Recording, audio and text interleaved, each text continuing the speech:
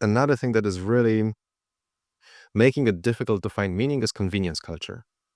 What is that exactly? We have created a culture in which everything is relatively easy for people, right? And we find that this ease is something that we really want to promote. So, for example, traveling is much easier than it used to be. Finding entertainment is much easier than it used to be, right? The whole point of dating apps technically was meant to be, to make dating as easy as possible, right? The whole point of having Netflix is so that you can be infinitely amused without ever leaving home. And what we have done in there, I like to talk about it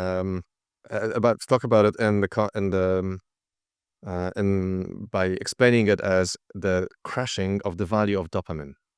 Dopamine is the neurotransmitter that we have that kind of makes us feel like something is worth pursuing. That's the thing. We want to do more of that thing. And we have found ways to kind of tap into it that make it super easy to get dopamine. You get lots of little spikes of dopamine when you scroll social media, when you watch, easy things, when you take drugs, when you watch porn and things like this, right?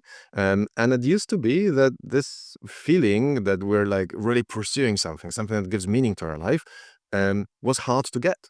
True. I mean, 20 years ago, we didn't have Netflix, we didn't have the internet, right? So so what you're saying, the dopamine spikes were less frequent then. Exactly, and you kind of work for it a bit, right? So it felt like in order to actually get the good feeling, the feeling like, yeah, I'm on top of things and everything, you had to, put some work and you had to achieve something. So, right now, I mean, you can take a helicopter to fly up to Kilimanjaro or some other mountain or something like that, and you go like, yes, I conquered the mountain, amazing.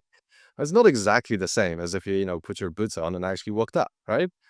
And that's what we're doing, I feel. Like we're getting all of this dopamine the same way as, I mean, social media. We became addicted probably now to dopamine, right? And it's social media and just a form of drug right now. Yeah. And how does this like kind of like negate meaning in our lives? Well, exactly. How does it destroy meaning? What happens then is that it's kind of antithetic to the idea of strife and self-improvement and getting something because you worked hard for it. Because you get things for cheap. Easily. You actively get things for cheap. But what actually, and this is, once again, there's like, if you ask people how happy they are in the moment when they eat a bar of chocolate, they'll go like, yeah, I'm super happy. But when you ask them, 2 weeks later, how happy are you that you've eaten all of this chocolate? They will say, not particularly. And obviously, this is a simple example, but, I think that all of us have the experience of having spent an hour or two scrolling through social media and then going, oh my God, I just wasted an hour of my life, right? That's exactly it.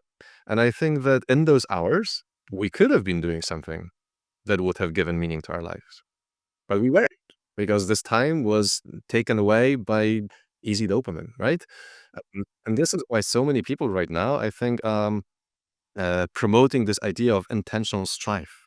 So this is coming back once again to your question about what we can do to give ourselves a bit of more meaning.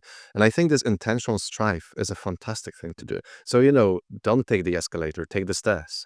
Don't take a helicopter up Kilimanjaro, walk up Kilimanjaro. Don't do the hard things for the sake of doing. Take the road less traveled. Exactly. Exactly.